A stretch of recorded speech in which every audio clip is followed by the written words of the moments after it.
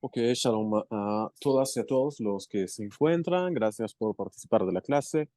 Eh, bueno, veo que hay personas que no conocí antes. Me disculpo eh, por la forma en que estamos dando las clases últimamente. Para los que no saben, pues su servidor está en el servicio de reserva en el ejército de Israel. Estoy en una base de la Fuerza Aérea y pues por motivo de señal me toca salir y dar la clase afuera y con el teléfono, por eso necesito la ayuda de Solange y muchas gracias por la ayuda y la asistencia que siempre nos da.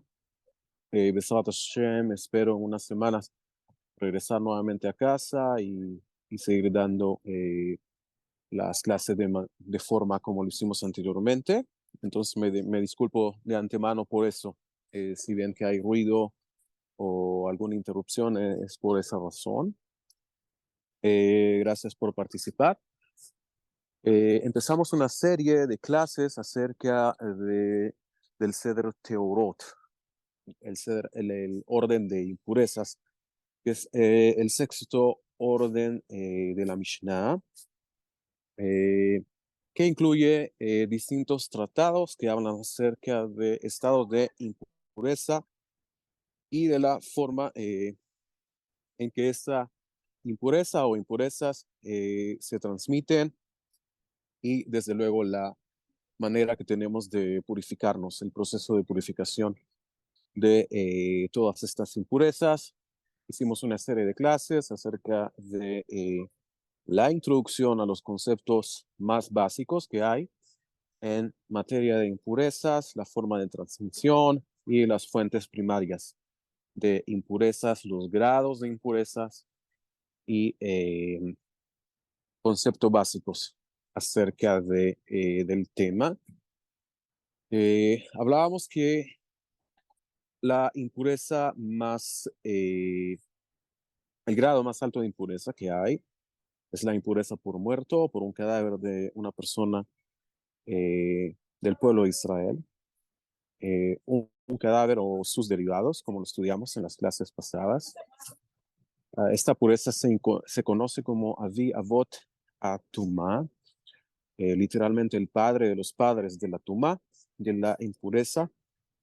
Y analizábamos los conceptos básicos que están detrás del concepto de la tumá por muerte, eh, por un cadáver humano y las formas que hay de transmisión, sea por contacto directo, sea por cargar, eh, o sea por lo que se conoce como OEL. El OEL es residir debajo de un techo o una misma cobertura con la fuente de impureza, sea un cadáver o los derivados de este. Una vez que se adquiere la impureza por muerto, tumat met, eh, necesitamos pasar un proceso de purificación de una semana, en el cual necesitamos ser rociados con una mezcla de agua que se llama Mei Hatat, que es una mezcla de agua que ha sido consagrada para tal procedimiento y las cenizas de una vaca bermeja de color completamente rojo, con el cual, con esta mezcla, con esta solución, eh, el sacerdote que está haciendo el procedimiento rocía eh, a la persona en el periodo de una semana en dos etapas. Posteriormente vamos a analizarlo con más detalle. Y en el séptimo día, luego del rociamiento, la persona se sumerge en el mikve y quedaría limpia de impureza por muerto y estaría en el entendido de que hay un templo en Jerusalén, en el monte Moriah, estaría habilitada para poder entrar al templo y poder presentar lo que tenga que presentar, llámense korbanot, sacrificios o llámense ofrendas voluntarias, en este caso, eh, o en el caso también de los votos, de poder concluir un voto como por ejemplo el voto de la Nezirut, el Nazareato, en el cual hay un periodo mínimo de 30 días en el cual la persona se compromete a no consumir productos de la vid y también se compromete a no impurificarse por muertos. Eh, para poder cerrar y concluir oficialmente un voto, se necesitan presentar sacrificios en el templo y de esta manera se puede concluir oficialmente un voto. En el caso, en la práctica hoy en día de la Nezirut, el Nazareato, la persona que quisiera hacer el voto tendría que hacerlo de por vida, ya que al no haber un templo no hay forma de poder cerrar ese voto y de traer los sacrificios requeridos para poder completar el voto. Bueno, esto en general, lo que hemos estado viendo y analizando en las últimas clases. Luego, en las últimas dos clases empezamos a analizar conceptos básicos relacionados al tema de la vaca roja, de la vaca bermeja, y empezamos a discutir un tema extremadamente importante y extremadamente fundamental para entender no solo el tema de la vaca roja, sino entender también la Torá, entender nuestra realidad y entender el mundo tal y como Hashem lo creó. Me refiero al asunto de Zahar Unekedá, el asunto de lo masculino y lo femenino, que como decíamos no lo tradujimos como hombre y mujer, ya que eso limita el concepto, ya que vemos que en todo lo que existe en la realidad y en la creación existe una esencia masculina y femenina a la vez que está presente en toda nuestra realidad, está presente en nosotros y en todo lo que experimentamos en nuestra realidad, tal como la tenemos hoy en día. Analizábamos estos conceptos en las últimas dos clases. Y lo llevábamos a la aplicación al concepto de la vaca bermeja. Comentábamos por qué entonces el asunto de la vaca bermeja tiene que ser una vaca y no un toro, porque algo femenino y no algo masculino.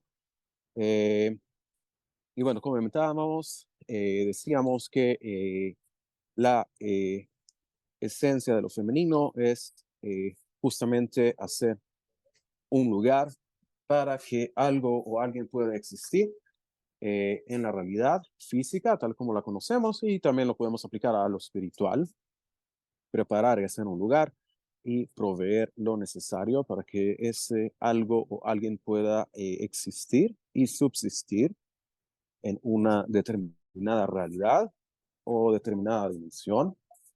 Eso es la esencia de lo femenino y llevándolo a la aplicación acerca en el contexto de la muerte, analizábamos que todo el Inyan, el asunto de las impurezas, básicamente son la creación de espacios vacíos en donde la ausencia de algo bueno y algo que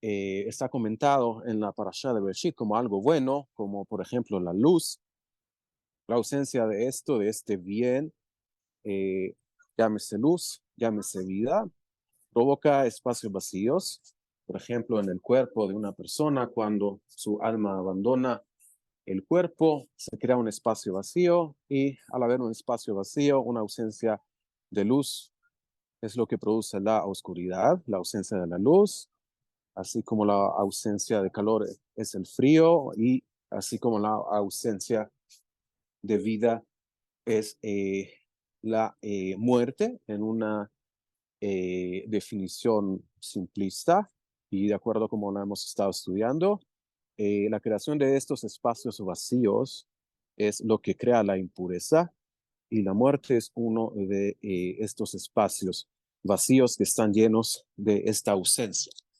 de vida y de vitalidad. Estudiamos la clase pasada que comentaba el Malvin en uno de los versículos de la Torá, en el libro de Vaikra, Levítico, nos decía, nos dice la Torá que hay una prohibición de comer, de consumir sangre de behemoth, de animales que son kasher y que son aptos para el consumo. Decíamos que hay una prohibición de la Torá de consumir la sangre, ya que la sangre en el animal, en la sangre está el nefesh, que es la vitalidad básica del animal. Y comparábamos esto al caso del ser humano. Veíamos entonces, de acuerdo a lo que el Malvin, uno de los comentaristas de la Torá, nos trae que a diferencia de los animales, el nefesh, o sea, la vitalidad básica en nosotros, en los seres humanos, también se encuentra no solo en la sangre, sino que también en nuestro tejido muscular e incluso en nuestros huesos. Eh, a diferencia del animal, su vitalidad se encuentra solamente en la sangre y es por eso que hay que extraerla y está prohibido comerla, ya que está prohibido por la Torá el consumo de esta vitalidad que se llama nefesh. Y por lo tanto hay una mitzvah de melijá, el salado de la carne, para poder extraer esta vitalidad de la carne y poder así permitirse el consumo en el contexto de animales que son permitidos. Esto con respecto a la sangre, analizábamos entonces en la última clase este concepto de vida, de vitalidad que se encuentra en la sangre de animales y en el caso nuestro de seres humanos, esta vitalidad también se encuentra en nuestros músculos y en nuestros huesos.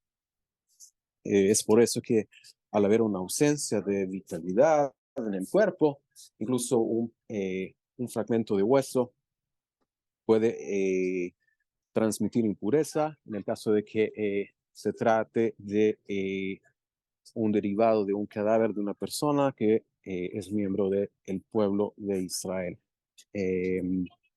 Bueno, esto con respecto a la última clase. Hoy lo que les traigo son otros conceptos, una serie de conceptos. En esta clase vamos a revisar varios conceptos a la vez. Voy a tratar de no extenderme tanto en un concepto, ya que necesitamos ir viendo una serie de conceptos.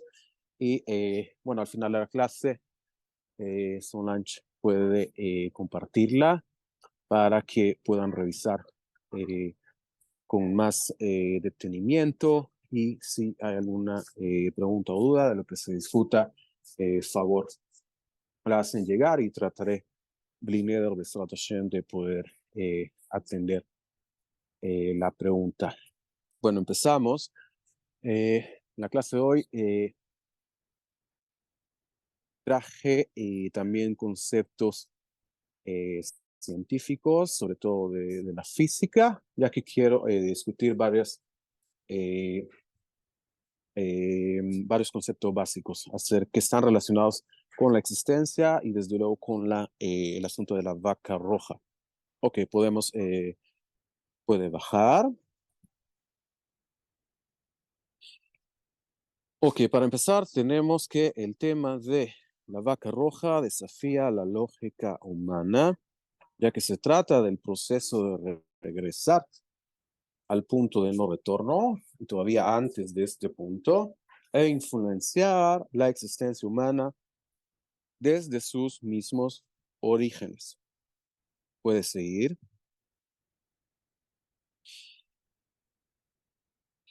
La vaca bermeja nos introduce a la matriz, al punto donde todo se origina, desafiando el tiempo, el espacio y la realidad misma tal cual la conocemos. ¿Puede seguir?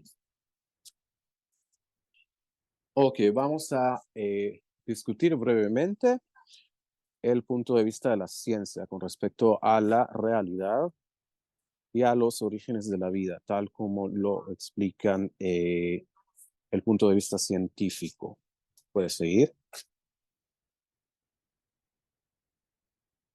Desde el punto de vista de la física, nosotros vivimos en lo que se conoce como un continuum. Un continuum es una realidad que a mi percepción tiene una continuidad lineal en el espacio y en el tiempo donde yo estoy, donde toda nuestra realidad se mueve hacia el futuro. Es lo que yo puedo percibir.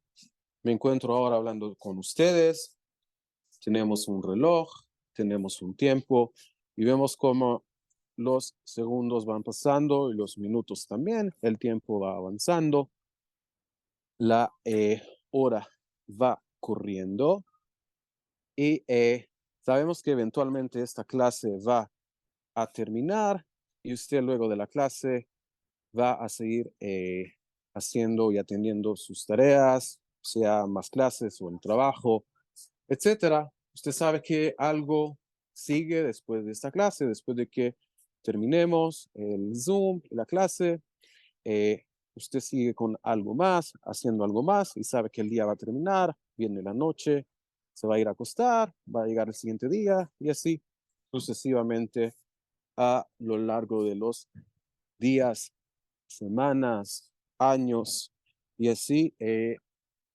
hasta nuestro último día de existencia. Es lo que se llama como el continuum, algo que continuamente va avanzando hacia otro punto, de un punto hacia otro punto. Nos movemos de un lugar a otro, nos transportamos.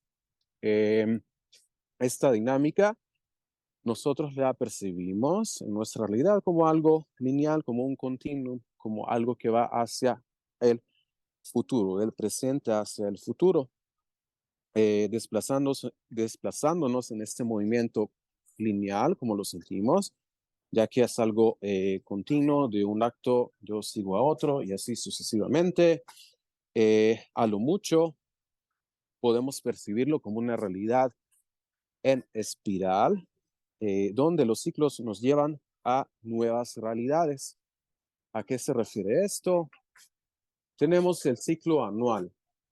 A lo largo del año sabemos que estamos en el mes de Shevat, sabemos que viene Tu Bishvat el 15, en la luna llena, luego viene el mes de Adar, vamos a celebrar Purim, luego viene el mes de Nisan, vamos a celebrar Pesach, nos vamos a preparar para Pesach, vamos a limpiar el Hametz de la casa y vamos a sacarlo, vamos a hacer un seder para Pesach y vamos a celebrarlo.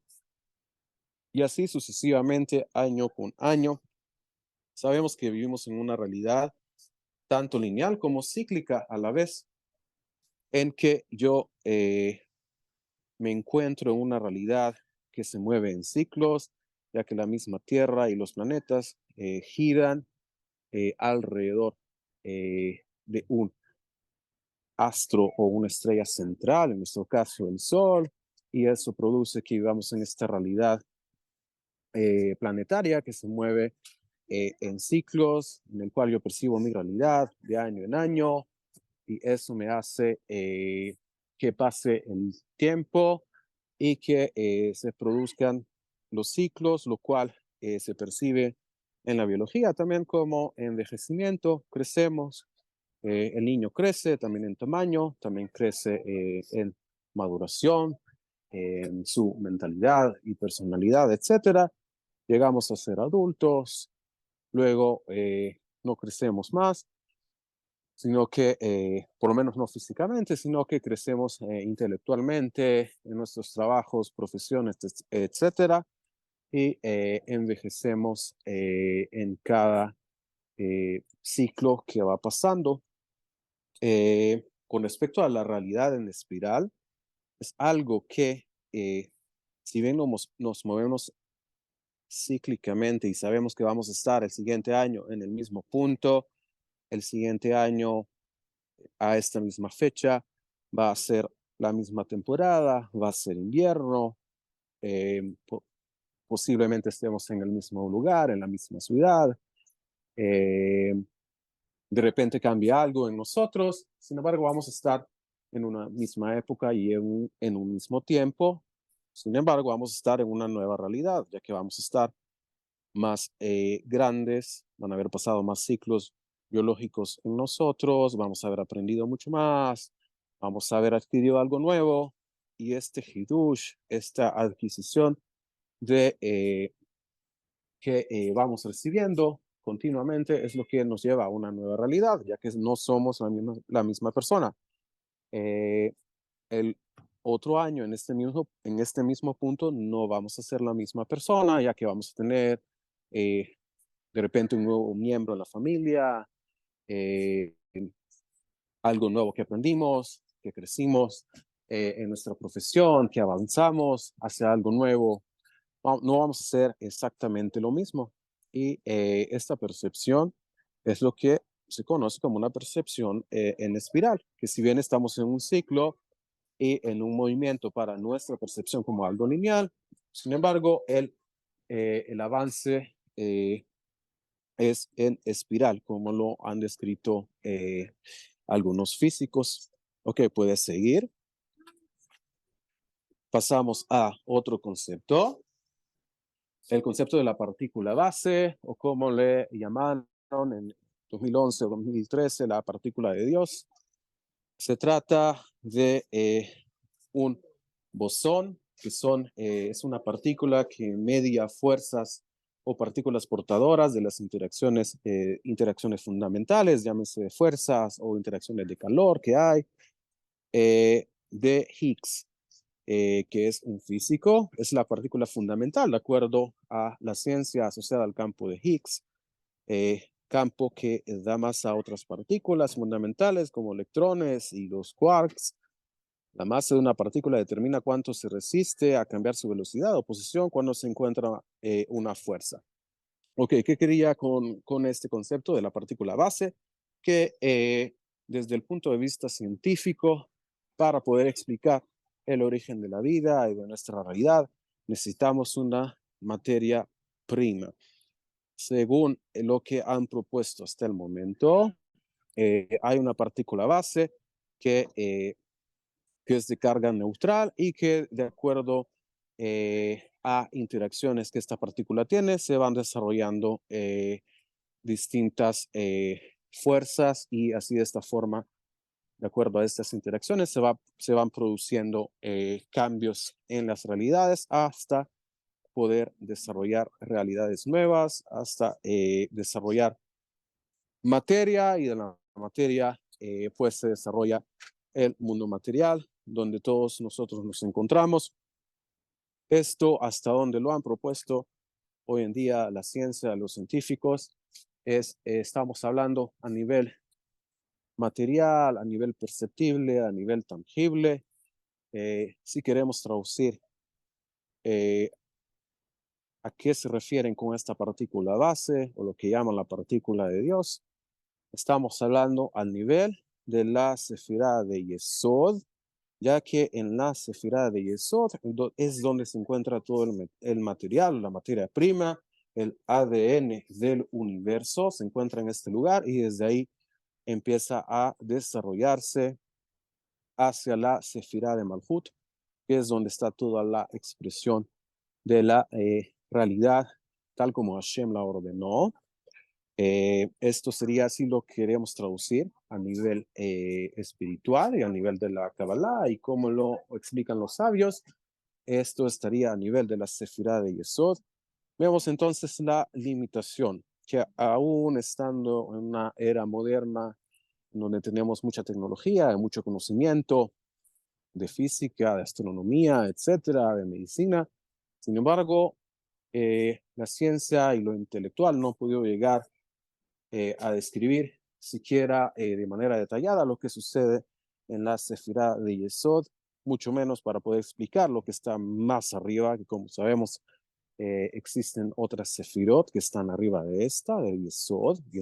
Yesod es la antepenúltima, antes de la Sefirá de Malhut, que es la última, que no, de esta Sefirá de Malhut no emana ninguna fuerza, sino que la Sefirá solamente recibe como la esencia de lo femenino, que también recibe esta Sefirá, la Sefirá de Malhut, solamente recibe, y todas las demás fuerzas que vienen por medio de lo que se conoce como el Yesod, que la expresión del Yesod es una expresión más que todo de algo masculino, ya que esta sefirá es la que entrega a la sefirá de Malhut y la fuerza creadora de Hashem y de todo lo que emana de Hashem y del creador se expresa por medio de esta sefirá, la sefirá de Yesod, y toda la fuerza creadora y todo lo que es posible, teóricamente posible de escribir por medio de la ciencia, se encuentra apenas a este nivel de Yesod. Digo apenas, es algo extremadamente profundo, la sefirá de Yesod.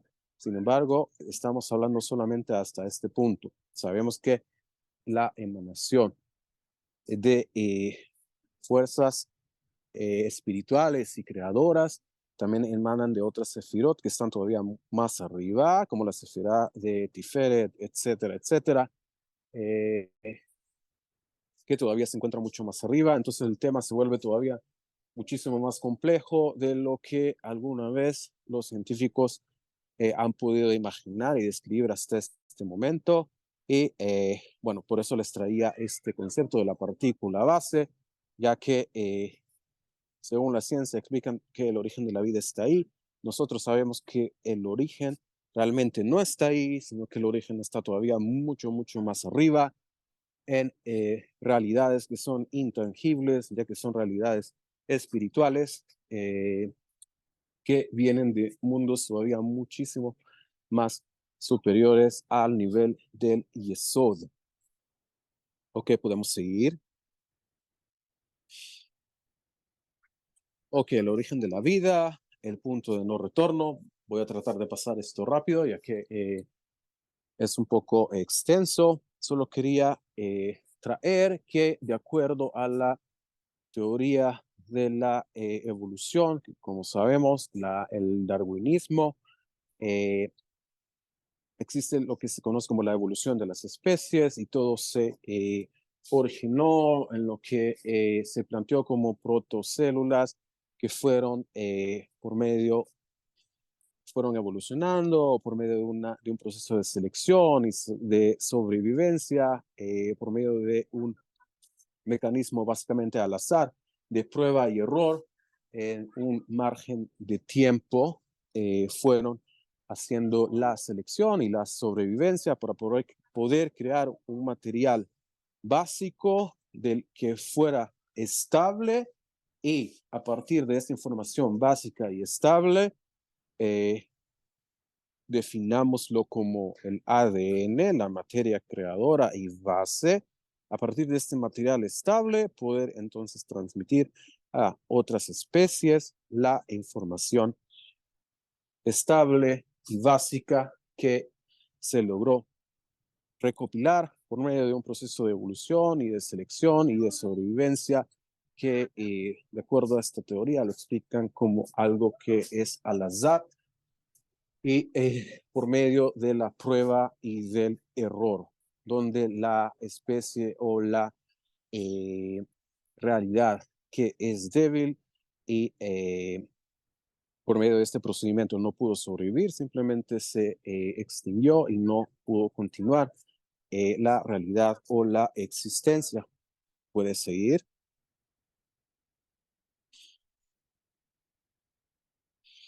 Eh, A esto último se le conoce a esto base de lo que mencionamos, se le conoce como el ancestro común universal o eh, las siglas en inglés de LUCA, Last Universal Common Ancestor, que esto en teoría, según lo han planteado ellos, es todo el origen de donde todos nosotros provenimos. Puede seguir.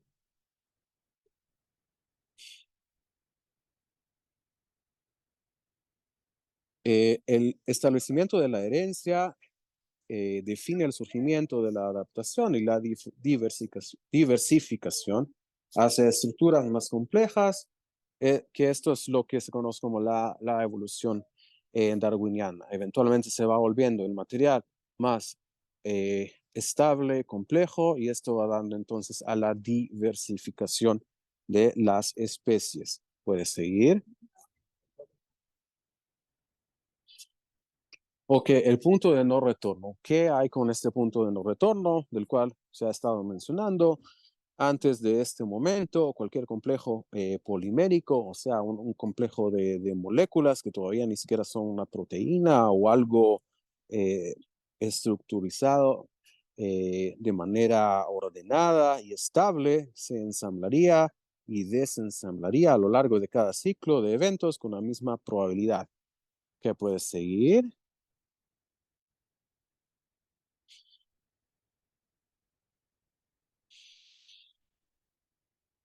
Eh, ok, ¿qué pasa entonces a nivel de la biología? Estos sistemas biológicos pues tratan de sobrevivir a este punto de no retorno. ¿Qué sucede en nuestro cuerpo, en los seres humanos? Por ejemplo, todas nuestras células en nuestro cuerpo continuamente están en actividad. Eh, las células también tienen una edad y tienen un punto en que ya no pueden seguir funcionando de manera adecuada. Ya cuando el ADN de la célula se va dañando con cada ciclo, entonces la célula va muriendo. Este proceso biológico se le conoce como apoptosis. Ok, para poder seguir sobreviviendo, la célula lo que hace es replicarse a sí misma, se replica, saca otra copia, de acuerdo a su ADN, saca otra copia, y de este material básico que conocemos como ADN, se forma otra célula y la célula que ya no puede funcionar muere. Esto sucede en nuestro cuerpo continuamente. De acuerdo al tejido, se va a producir en determinado tiempo. Por ejemplo, un glóbulo rojo en nuestra sangre puede durar hasta 120 días. Más de eso ya no puede sobrevivir, ya no puede transportar el oxígeno que respiramos y entra a nuestros pulmones. No más de 120 días. Tal vez sí, tal vez no, pero esta es la media de vida de un glóbulo rojo. Hasta 120 días, luego hay que hay que cambiarlo por uno nuevo que tiene que venir y seguir funcionando y así sucesivamente. ¿Cuál es el problema en biología con el punto de no retorno? Hay un punto, hay un estado en que las células empiezan a replicarse de manera aberrada y llegan a este punto de no retorno en que se ha producido tanto daño del ADN en la replicación que hubo alguna copia que no fue una copia fiel, sino que hubo un error, alguna mutación. eh, Hubo un error en esta copia del ADN del material que tiene que ser fidedigno y tiene que ser el mismo exactamente de la célula anterior a la célula nueva. Se produce un error en la copia de este material fidedigno y fiel y estable que debe de haber.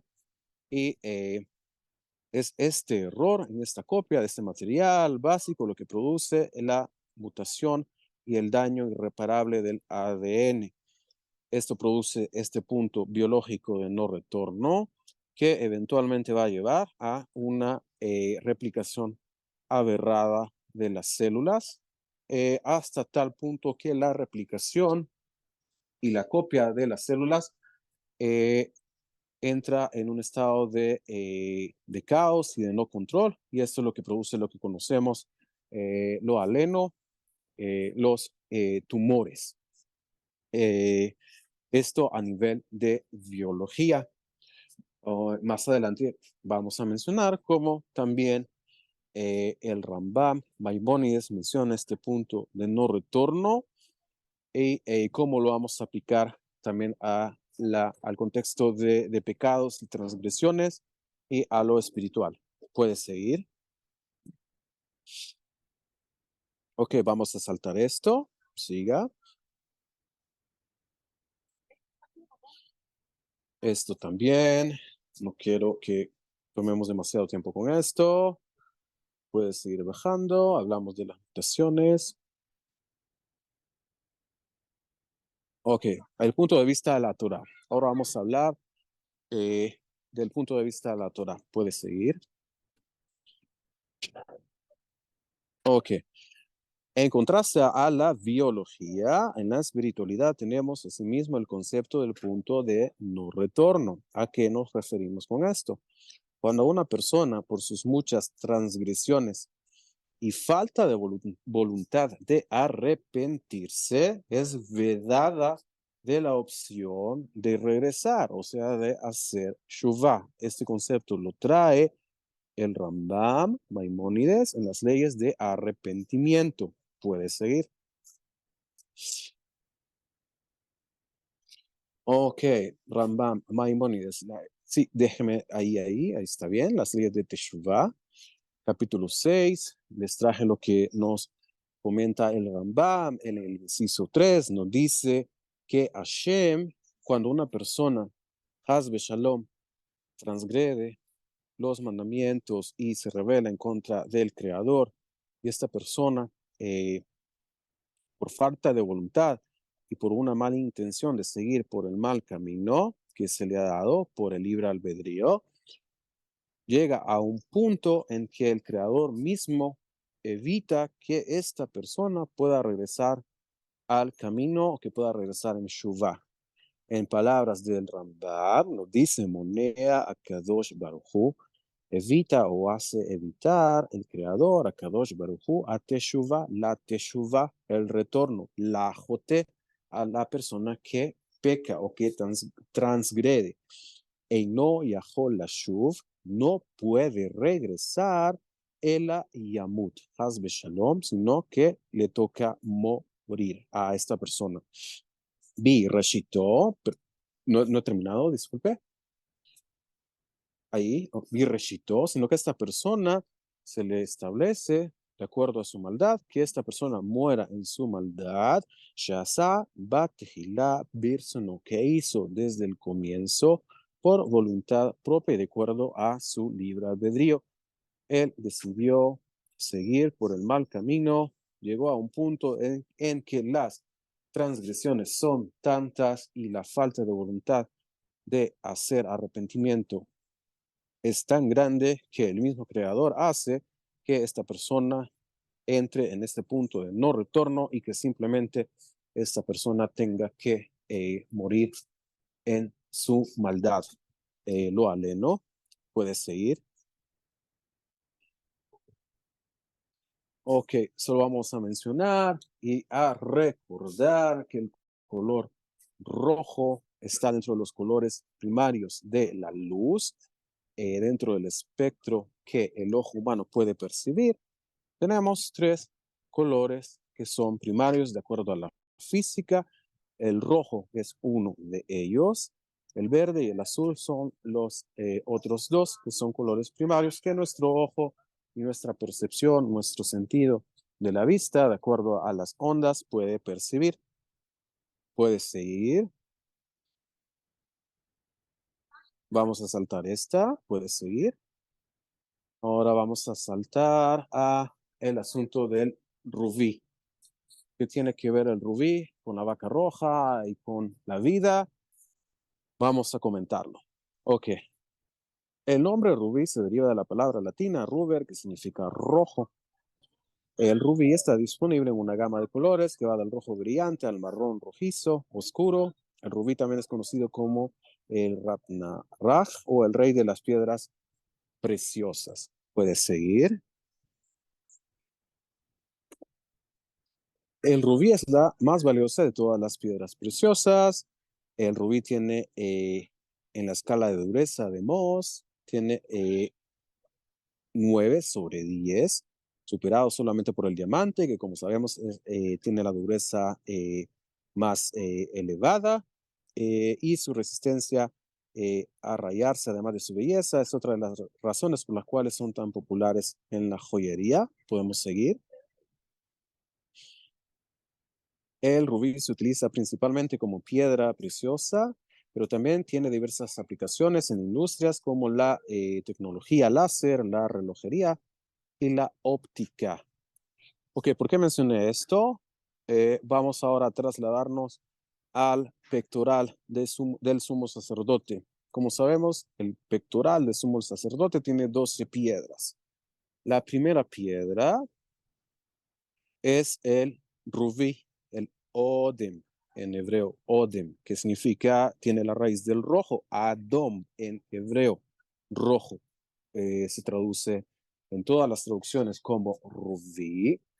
Y es la piedra que representa a la tribu de Reuven. Reuven. Ok, el nombre Reuven significa Reu, miren, ven que hay un hijo, de acuerdo a como nos comenta la Torá, que le pusieron al primer hijo, al primogénito de Jacob, le pusieron Reuven. Así le puso su madre, Lea, Reuven. Vean, hay un hijo.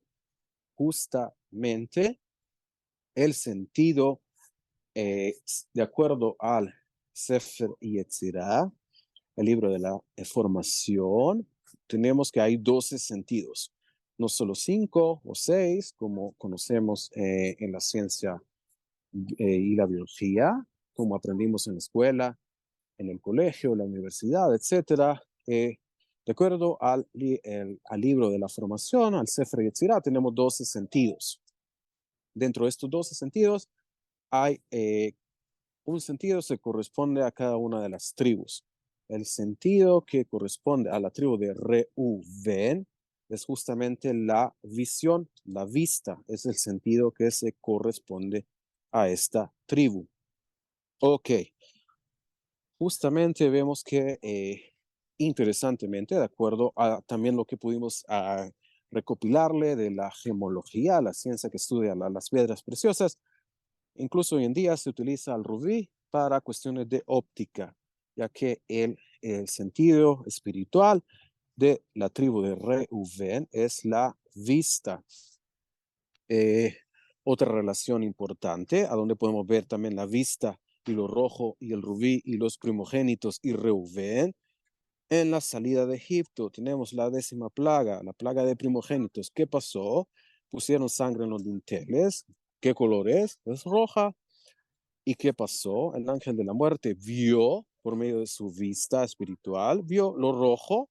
Ok, aquí hay alguien perteneciente al pueblo de Israel, vio lo rojo, la vista, el sentido de la vista, y pasó, saltó esa casa. Y así se evitó la muerte de ¿quién? De los primogénitos. En la tefilá decimos como Hashem salvó a los primogénitos de la muerte.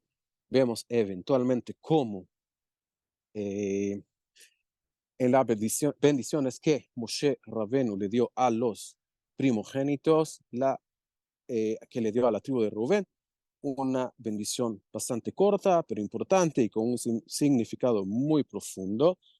Le dijo Moshe Rabenu a la tribu de Reuven, Yehi Reuven ve'al Yamot, que viva Reuven y que no muera. Tenemos los comentarios eh, en los distintos niveles del Pardes acerca de esta bendición. Sin embargo, lo que les quería traer para análisis es la bendición de la vida. Se encuentra en los primogénitos. Hashem salvó a los primogénitos de Egipto, ¿de qué? De la muerte. Luego vino Moshe, los bendijo con la bendición de la vida, que viva Reuben y que no muera. La bendición de la vida está en los primogénitos. Sabemos también que a nivel de Kabbalah, y como leímos hace 2 parashiot, Hashem le dice a Moshe, Israel es mi primogénito. O sea que hay una importancia en el asunto de la primogenitura. No siempre la apreciamos, ya que este origen de lo primigenio se encuentra en la sefirá de Keter, la sefirá más elevada, y esta sefirá está escondida. Esta manifestación de esta sefirá no la podemos apreciar. Es por eso que el asunto de los primogénitos es un asunto que no siempre entendemos del todo, ya que vimos que en un comienzo los que servían a Hashem y presentaban ofrendas en altares eran primogénitos. Sin embargo, los patriarcas, el primer patriarca, Abraham, no era un primogénito. Isaac sí fue un primogénito. Y Jacob, tenemos el Inyan, el asunto de sí y no, según los comentarios, de que fue el primero que fue concebido en el vientre de su madre, de Rivka. Sin embargo, no fue el primero que salió, sino que fue Esav. Sin embargo, Jacob salió tomando el talón de Esav. Hay una serie de secretos muy profundos en el asunto de los primogénitos. Besrat Hashem, también preparamos una clase acerca de las leyes de los primogénitos, ya que hay que llevar al templo nuestros animales primogénitos y presentarlos en el templo, exceptuando el caso único del primogénito de un burro, ya que hay que redimirlo, y si no se logra redimir, hay que matarlo, y hay un secreto también en esto. Sin embargo, nuestros primogénitos del ganado, kasher, el ganado vacuno, ovino o caprino, necesitamos traerlo al templo y ofrecerlo a Hashem. Tenemos también el asunto de los bikurim, de las primicias de nuestros cultivos en la tierra de Israel, que hay que recolectarla y presentarla en el templo. Sabemos que hay una santidad especial en lo primigenio, y hay un secreto muy grande en lo primigenio, y el secreto de la vida está en lo primigenio, y también el asunto de la resurrección de los muertos en lo primigenio, y curiosamente también a la piedra del rubí se le relaciona con el planeta Marte, que es el planeta Madim, que tiene en hebreo también la misma raíz de rojo, ya que es el planeta rojo. Se le ha a lo largo de las culturas relacionado también al rubí con la sangre, con la vitalidad, con la vida.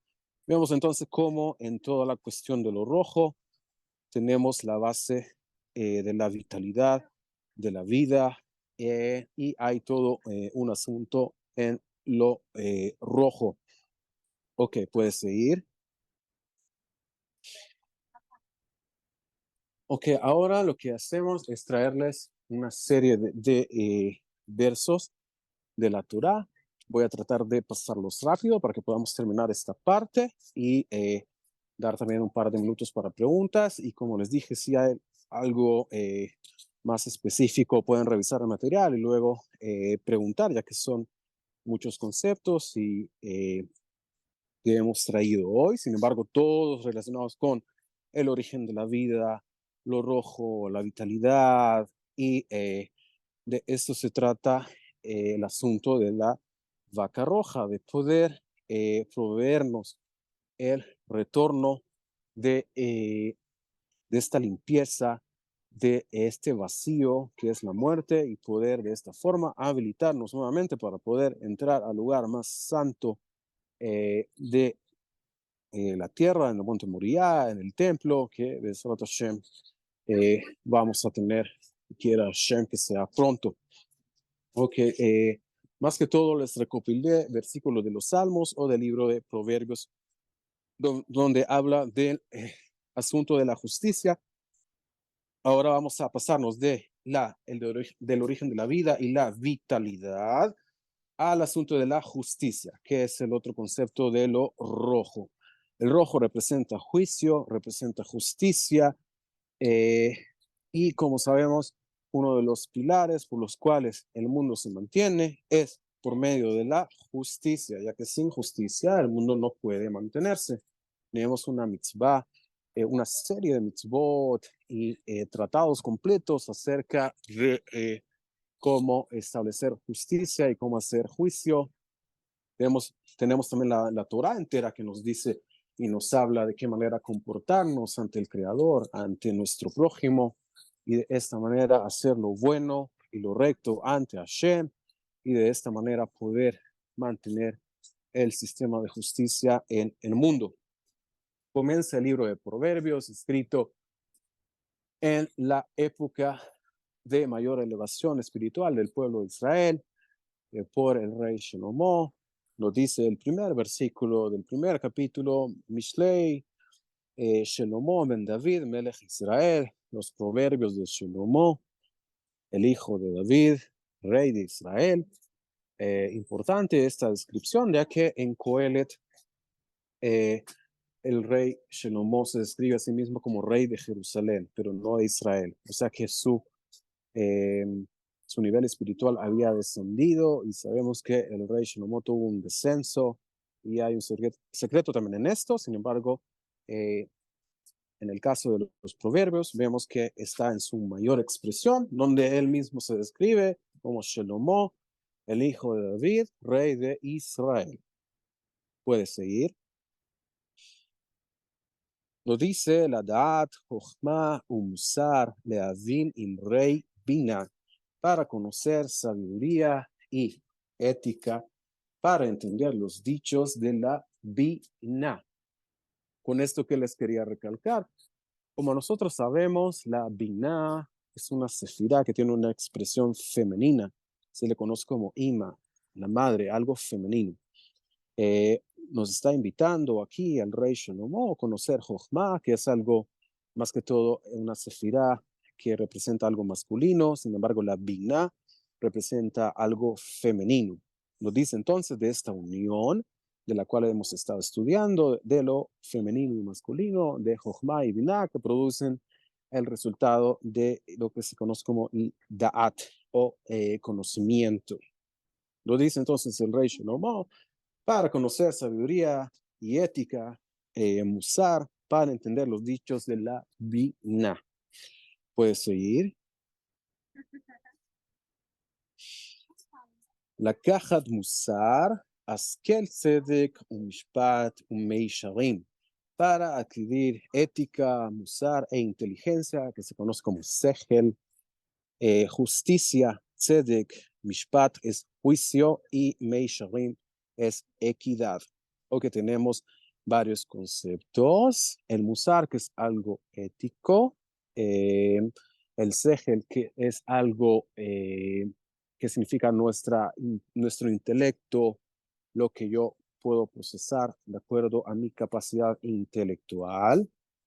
Que esto, y el otro concepto es tzedek, la justicia, y mishpat, el juicio. Como sabemos, en una corte, de acuerdo a los principios, llámese la constitución de su país o los principios que se han establecido, un código ético moral o de justicia, eso es lo que se conoce como tzedek, todos estos principios que usted sabe y que usted necesita aplicarlos como un juez. Esto es tzedek. Mishpat es el juicio, o sea, el veredicto, todo el procedimiento que usted llevó a cabo en un beidín o en una corte de justicia como un juez, todo ese proceso lo llevó a usted a un veredicto y es la aplicación de la ley. El mishpat es la aplicación práctica de la ley. A esto se conoce en hebreo como mishpat. El tzedek son todos los principios. Su conocimiento de Torah, su conocimiento de la ley, su conocimiento de Halajá, todo eso usted lo procesa, lo y lo pone en discusión juntamente con otros jueces y luego que usted ha escuchado el testimonio de las personas que están en el juicio y desde luego de testigos, a esto se conoce como tzedek. El mishpat ya es lo que usted aplica de acuerdo a todo este procedimiento. Los meisharim es el resultado que se produce de eso. Meisharim, la equidad, que es darle a cada quien lo que se merece de acuerdo a la aplicación correcta y justa de la ley. Eso sería Meisharim. Puedes seguir. Ok, nos explica Rashi en este concepto, en este verso, rectitud, justicia y equidad. Rectitud nos dice, denota caridad de su dinero. Justicia significa juzgar honestamente y equidad denota compromiso, el camino recto, llano, igual a este y a aquel. O sea, no desviarse a la izquierda o a la derecha, simplemente seguir lo recto y lo continuo. Puede seguir. Ok, nos explica el Malbim que hay dos conceptos con respecto al concepto de Musar, que es la ética. Lo dice el Malbim con respecto a los principios éticos, ve'ine a Musar sheyotze al gedei irat Hashem, que hay un tipo de Musar que viene por el temor a Hashem, she'itiarei mi onsho, o sea, por el temor que una persona tiene al castigo de Hashem, nikra beshem musar stam. A este tipo de ética o comportamiento ético que una persona tiene por el miedo al castigo se le conoce como musar stam o el musar más simple que hay. Continúa el Malbim, un musar ayotze al yedei irat aromemut, que hay un musar o principios éticos que vienen a nosotros por medio de la impresión de la grandeza del Creador, de su romemut, de su elevación, su grandeza. Shemasik gedulato, una persona que ha estudiado y profundizado en los secretos del Creador, ha llegado a obtener un nivel de conciencia mucho más superior y ha pasado de ese nivel del miedo al castigo al miedo a la grandeza del Creador. Esto es lo que el Malbim lo llama el musar a Sehel, o sea, la ética del Sehel, del intelecto.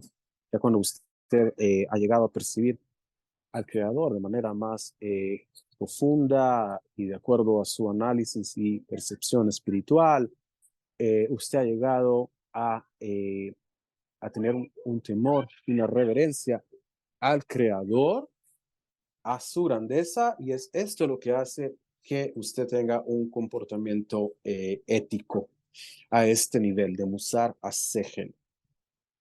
Bueno, creo que no nos falta mucho para terminar, pero por ahora creo que vamos a dejarlo por acá. Besrat Hashem, en la próxima clase espero poder terminar esta parte y poder seguir con el tema propio de la vaca roja, el procedimiento y las características de la vaca roja y cómo se hace en general el procedimiento.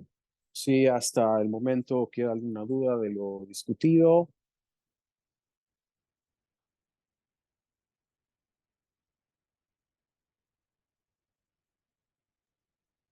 Es bastante información.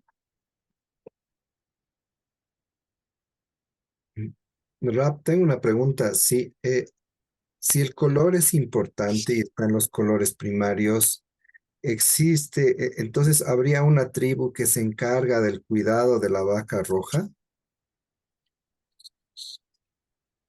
Del cuidado en el sentido de poder criarla Sí, sí, o en qué exacto, sentido? exacto. Para criarla, la comida. Entonces, me ponía a pensar, la tribu de Rubén estaría a cargo del cuidado de la vaca roja Interes, para ser inter, entregado a los sí, sí, sacerdotes.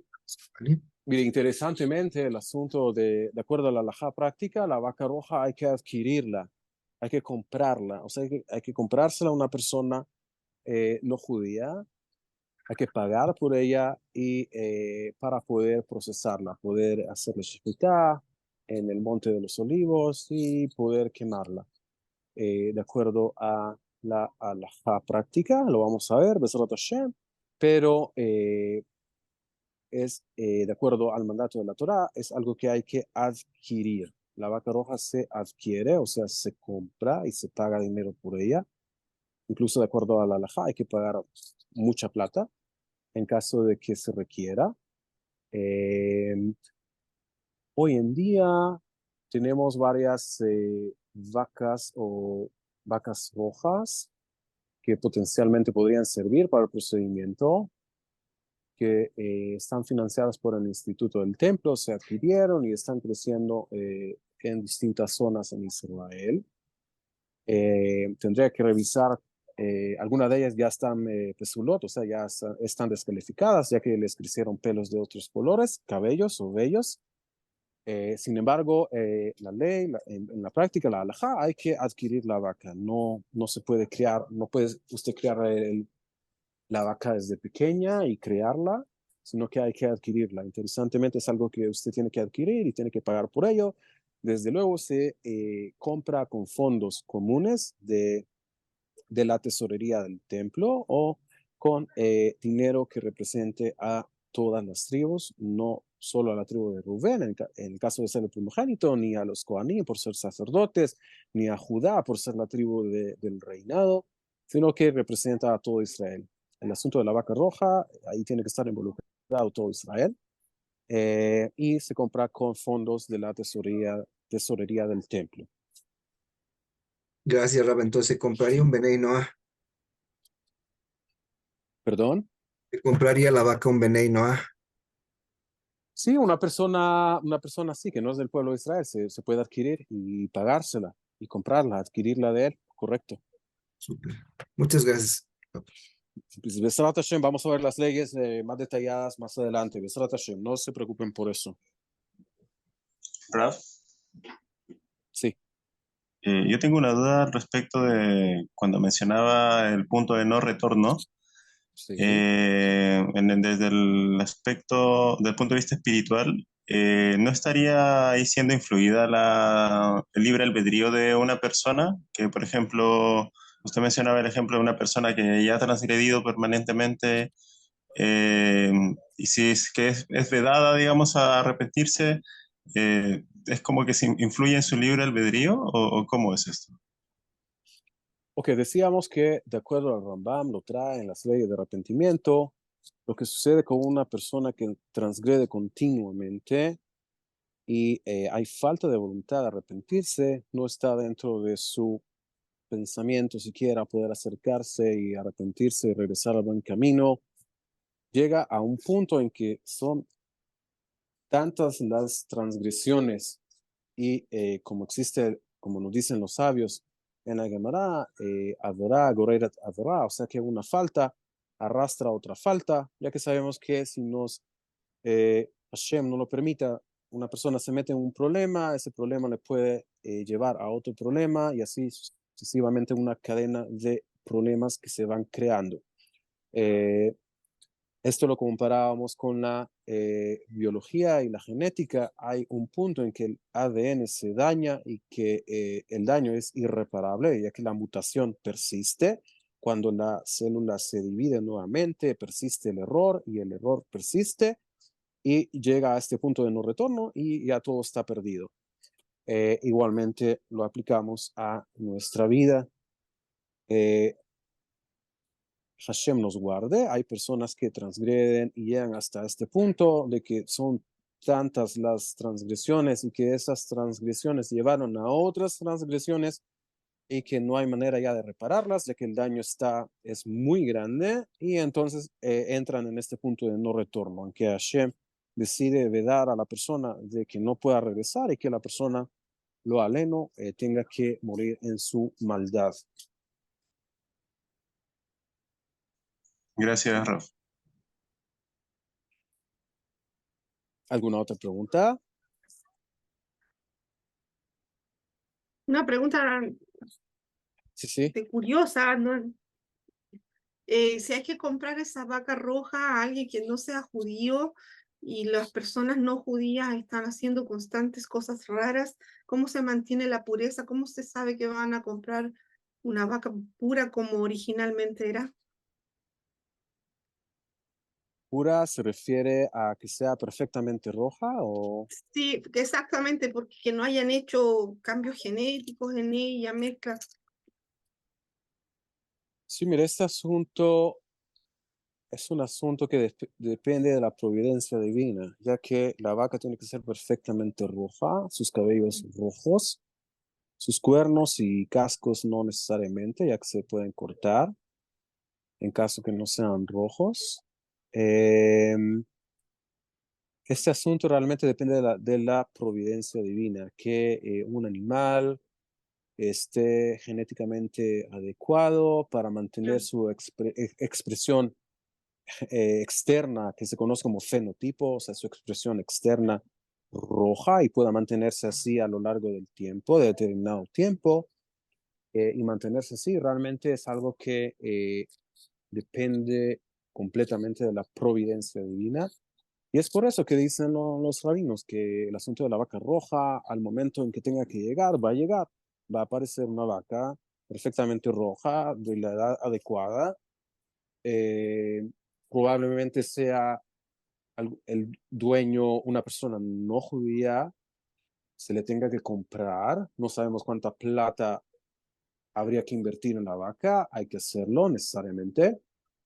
Y que esta vaca pueda, hasta el momento en que pueda darse todas las condiciones de poder sacrificarla en el lugar adecuado, de la forma adecuada, es todo un asunto realmente de providencia divina, ya que depende de muchísimos factores, no solo de la vaca en sí, que sea roja, sino de que hayan sacerdotes que ya nuevamente estén en el servicio, de que esté el lugar adecuado en el Monte de los Olivos, donde se hace el procedimiento.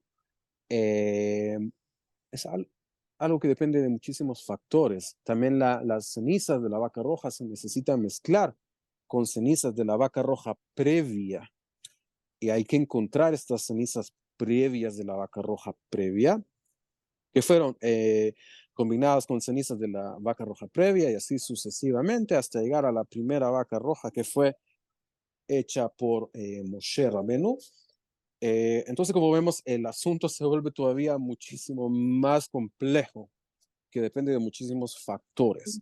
Y al fin y al cabo es algo de providencia divina que a su tiempo, Besar Hashem, cuando venga el Mashiach, tiene que ser uno de los santos elementos y eslabones perdidos que tienen que aparecer.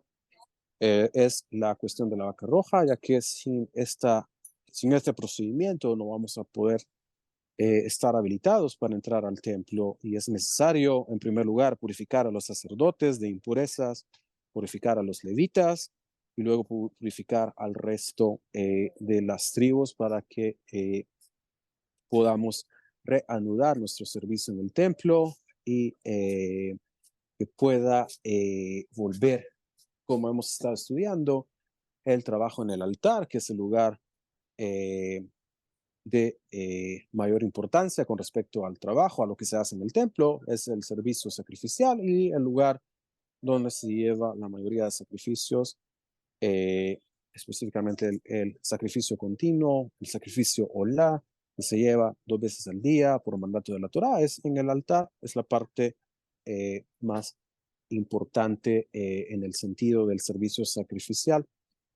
Así que Besrat Hashem, tiene que aparecer muchos eslabones que se han perdido para poder regresar al servicio en el templo, un tema muy complejo realmente y que definitivamente depende de la providencia y la buena voluntad del Creador. Muchas gracias a todos por haber participado. Besrat Hashem. Terminaremos con estas diapositivas la próxima clase, si todo va bien, Besrat Hashem. Y seguimos con el asunto de la vaca roja. Espero ya la siguiente clase comenzar el tema en sí mismo de la vaca roja, que habíamos dicho que esta clase comenzábamos, pero me pareció importante discutir conceptos básicos e interesantes de la vida, la vitalidad, ya que todo este asunto de lo rojo, la vida, el juicio, todo está implicado en el procedimiento de la vaca roja, lo femenino, lo rojo, la justicia, la vida, la vitalidad y lo primigenio. Que tengan feliz tarde y Besrat Hashem estaremos viéndonos la próxima semana. Amén. Muchas Muchas gracias, gracias. Rab. Igual, Gracias. una muy buena Shabbat semana. Amén, gracias. Shabbat tov. Saludos.